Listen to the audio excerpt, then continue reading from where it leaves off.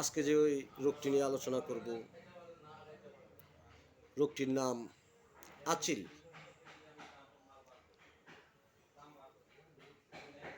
আচিল এক প্রকার আবদ্ধ। ইহা সাধারণত আমাদের চামড়ার উপরে জন্মে। ইহা নিরেট, সাদা, ফাটা ফাটা, কালো টাইপের, ফুলকপির মতো হয়ে থাকে। আচিলের কয়েকটি ওষুধ নিয়ে আজকে আলোচনা করব। প্রথমে যে ওষুধটি নিয়ে আলোচনা করব সেই ওষুধটির নাম হলো থুজা অক্সিডেন্টালিস। যদি দেখেন রোগীর শরীরে আচিলগুলি ফুলকপির মতো ফাটা ফাটা হয় এবং শক্ত টাইপের হয়, কথায় যাকে কাটমেজ বলে, এবং যদি দেখেন মেজগুলি দলে দলে বের হয়েছে, তাহলে থুজা ওষুধটি 200 শক্তি 3 ফুটা করে রোজ 2 বার সকাল ও রাতে খালি পেটে আধা কাপ ঠান্ডা জলের সহিত মিশিয়ে খাবেন। পর্যায়ক্রমে উচ্চ শক্তি পর্যন্ত খাবেন।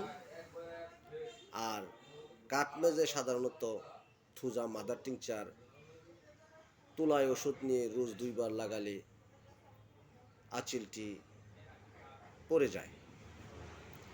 দ্বিতীয় যে ওষুধটি নিয়ে আলোচনা করব সেই ওষুধটির নাম হলো কোষ্টিকাম। কোষ্টিকামের আচিলগুলি সাধারণত নাকে, মুখে, বুকে এবং শরীরের বিভিন্ন স্থানে হয় এবং আচিলগুলি দেখতে খুব মসৃণ হয় এবং মাঝে মধ্যে আচিলগুলি কলমের আগার মতো লম্বা হয়, চিকন সাইজের হয়। এই রোগীর মনটি অত্যন্ত বড়ই কোমল থাকে, শান্তশিষ্ট স্বভাবের থাকে, মানসিক ভীতি তার মধ্যে কাজ করে এবং সে শীতকাতর থাকে।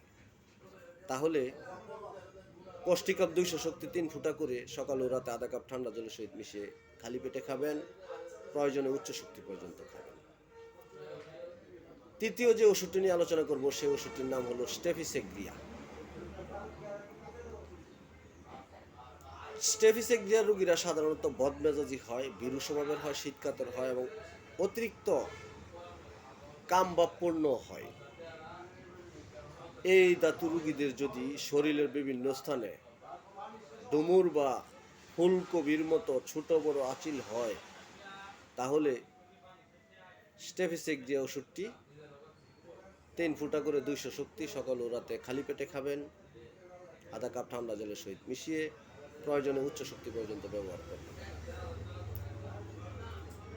4 নম্বর যে ওষুধটি নিয়ে আলোচনা করব আচিলের জন্য, সে ওষুধটির নাম হলো অ্যাসিড নাইট।